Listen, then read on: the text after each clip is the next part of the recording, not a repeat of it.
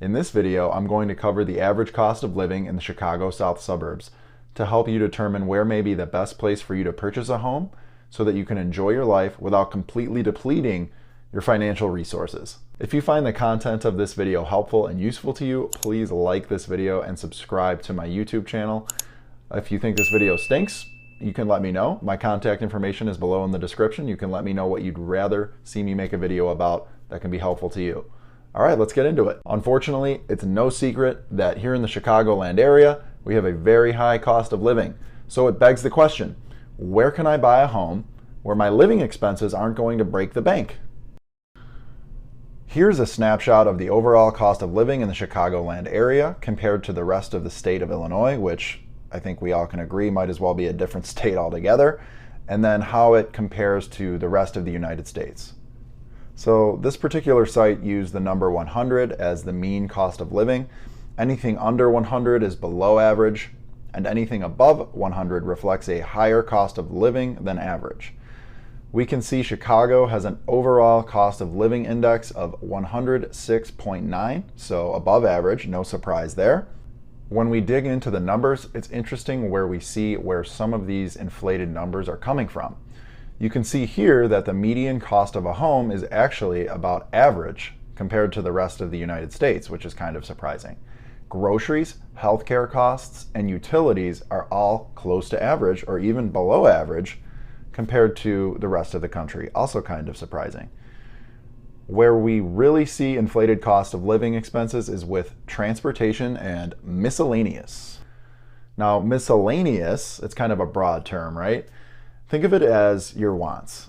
If we go back to needs, things like groceries, toilet paper, shelter, those are the kinds of things we discussed just a minute ago that are actually average or a little bit below average in the Chicagoland area compared to the rest of the country.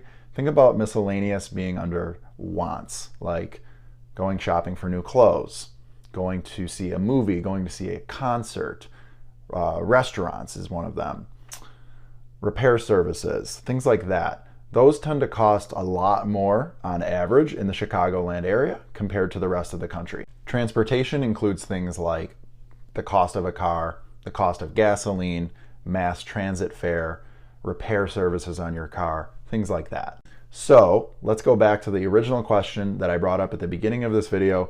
Where can you go to get some relief from the high cost of living in the South Suburbs? Map of the area that defines cost of living by shades of color. You can see down here, it says overall cost of living, US average 100. So the lighter the shade, the lower the cost of living, and obviously the darker the shade reflects a higher cost of living. I'm just going to highlight some of the areas here in real time to show you cost of living relative to the area.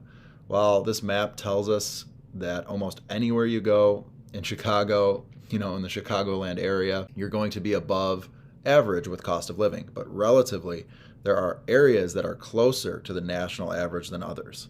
Let's look at Oak Lawn, for example. So Oak Lawn it's a great place to live. There's tons of really nice houses. They have a nice entertainment sector they've been developing for over the last decade here, and cost of living is just a little bit over the national average here at 104.2.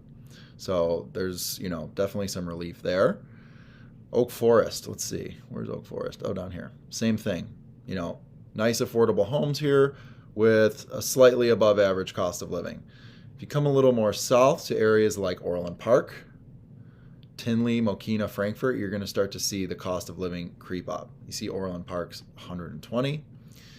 Let's look at Mokena here, 116.3. And then, wow, Frankfort, 125.2. That's super high. I mean, they have phenomenal schools out here. There's lots of newer construction, big, beautiful homes. You can see, where the cost of living just gets way, way above average here. But let's look over here. Not here. Let's look at Tinley Park. So Tinley Park is nestled in between all of these places. It was at one point, nationally rated the #1 place to raise your children. Tinley Park is nestled here, and the cost of living is closer to the national average than some of these other areas like Frankfort, Mokena, and Orland Park. They still have access to really nice schools, nightlife, etc. Another thing I want to highlight, all of my let's move to Indiana folks, I definitely understand that sentiment. There's definitely lower taxes in Indiana, but if you see some of these areas that people are moving to, St. John, Dyer, Munster, Schererville, look at this. Look at St. John, 124.8. That's Frankfurt. I mean, that's Frankfurt. That's 125. St. John's 124. This is just something to consider if you're thinking about staying or leaving and flooding, the state of Indiana. A lot of people are moving out there. But if you think about it, if you actually dig into the numbers, you start to see with all of the new construction, new development going on there, it's absolutely skyrocketing their cost of living.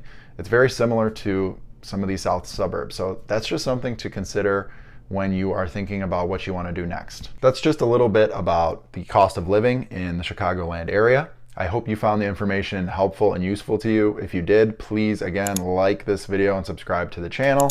I'm going to be making a lot more videos about the real estate market in the Chicagoland area right here on this channel moving forward. So anything you would like more information about, message me. My contact information is below. Reach out to me. Say, hey, I want to see a video about appraisals or inspections. Kind of boring, but we'll make it fun. Top 10 things that I can do to make my house more appealing to buyers. Top 10 ways to make my offer more competitive in this crazy seller's market. Things like that. So anything you want to see, just message me and I'll make it happen. I look forward to doing more of these in the future, guys. Thanks for watching.